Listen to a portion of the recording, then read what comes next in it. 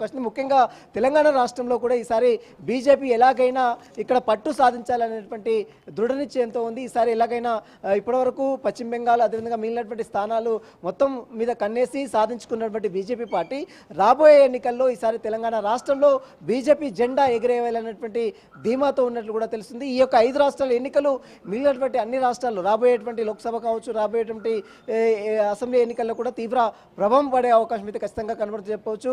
కేరళలో మాత్రం కాంగ్రెస్ పార్టీ పూర్తిగా ఆధిక్యంలో ఉంది. కాంగ్రెస్ పార్టీ ఇక్కడ తెలంగాణ రాష్ట్రానికి చెందినటువంటి ముఖ్యమంత్రి రేవంత్ రెడ్డితో పాటు మరోవైపు చాలా మంది నేతలు, అగ్రనేతలు, మంత్రులు అందరూ కూడా అక్కడికి వెళ్ళి ప్రచారం చేసినటువంటి దృశ్యాలు కూడా మనం చూసాం. ఈ నేపథ్యంలోనే కేరళలో కమ్యూనిస్ట్ పార్టీకి స్వస్తి కలిపి ఈసారి కాంగ్రెస్ ప్రభుత్వానికి ప్రజలు పట్టం కట్టారు. ఇక కాంగ్రెస్ ప్రభుత్వం ఆడ ఫుల్ ఫ్లెడ్జ్గా రాష్ట్ర ప్రభుత్వాన్ని కూడా ఏర్పాటు చేసేందుకు సముచితంగా దాదాపు 104 స్థానాల్లో ప్రస్తుతం అయితే లీడ్లో ఉంది. కాబట్టి మ్యాజిక్ ఫిగర్ కూడా దాటింది. కాబట్టి కేరళలో కూడా ఈసారి రాష్ట్ర ప్రభుత్వాన్ని, కాంగ్రెస్ ప్రభుత్వాన్ని కూడా ఏర్పాటు చేసే అవకాశం ఉంది. దీంతో అక్కడ ఎవరిని సీఎం చేయాలనేది కూడా ఇప్పుడు గెలిచినటువంటి రాష్ట్రాల్లో ఎవరిని సీఎం అభ్యర్థిగా ప్రకటించాలనేది కొంత చర్చ కూడా జోరుగా కొనసాగుతుంది. ఇప్పటికే టీవీకే నుంచి విజయ్ ఫుల్ ఫ్లెడ్జ్గా వచ్చింది. కాబట్టి ఇప్పుడు అతని ఇంటి వద్ద కూడా భారీగా పోలీసులు మోహరించారు. అక్కడ ప్రభుత్వానికి అనుకూలంగా ఉన్న నేపథ్యంలో ఆ ప్రభుత్వాన్ని ఏర్పాటు చేసే దిశగా విజయ్ ఉన్నాడు. కాబట్టి పోలీసులు కూడా ఇప్పటికే అక్కడ విజయ్కి సంబంధించిన పార్టీ కార్యాలయాలు కావచ్చు, ఆయన నివాసం కావచ్చు, అన్ని ఏర్పాట్లు అంటే పోలీసులు కూడా పక్కడ్బందీగా బందోబస్తును ఏర్పాటు చేసిన పరిస్థితి ఉంది. దీంతో పాటు కేరళలో కేసీ వేణుగోపాల్తో పాటు సతీశన్, ఈ ఇద్దరి మధ్య తీవ్ర పోటీ ఉంది. ఎందుకంటే ప్రధాన ప్రతిపక్ష నేతగా అక్కడ సతీశన్ ఉన్నాడు.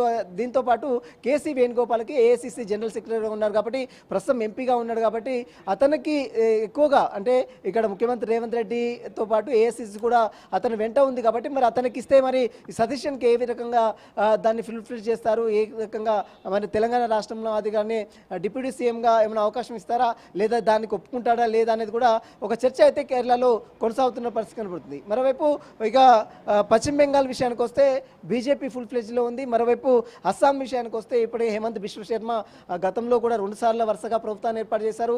3ఓసారి కూడా ముఖ్యమంత్రిగా హేమంత్ బిశ్వ శర్మనే, ఈసారి కూడా మళ్ళీ అతనే ముఖ్యమంత్రి అయ్యే అవకాశం ఉంది. ఇక పుదుచ్చేరిలో కూడా ప్రస్తుతం బీజేపీ లీడ్లో ఉంది. కాబట్టి లాస్ట్ టైం ఎవరైతే సీఎంగా ఉన్నారో అతనే రంగస్వామి, అతనే మళ్ళీ ఈసారి కూడా పుదుచ్చేరిలో ముఖ్యమంత్రిగా వ్యవహరించే అవకాశం. మొత్తం మీద కేరళ కొన్ని చోట్ల మనం ఒకసారి తమిళనాడు విషయానికి వస్తే ఏకంగా మంత్రులు సైతము, అదేవిధంగా స్టాలిన్ సైతము వెనుకంజలో ఉన్నటువంటి పరిస్థితి కనబడుతుంది. చాలామంది మంత్రులు ఓడిపోయినటువంటి దృశ్యాలు కూడా మనం చూసాం.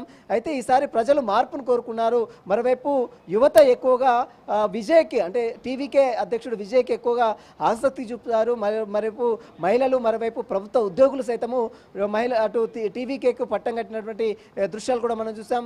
ఈరోజు మొత్తం 5 రాష్ట్రాల ఎన్నికలకు సంబంధించిన దాంట్లో మరి కాసేపులోనే ఫుల్ ఫ్లెడ్జ్గా ఈ సంబంధించిన ఫలితాలపై కూడా పూర్తి క్లారిటీ కూడా వచ్చే అవకాశం. ఇప్పటివరకైతే లీడ్లో ఉన్నటువంటి ప్రధాన పార్టీలే రాష్ట్ర ప్రభుత్వాన్ని ఏర్పాటు చేసే దిశగా అడుగులు వేస్తున్న పరిస్థితి మాత్రం కనబడుతుంది. Chakri. Right, thank you Sunil.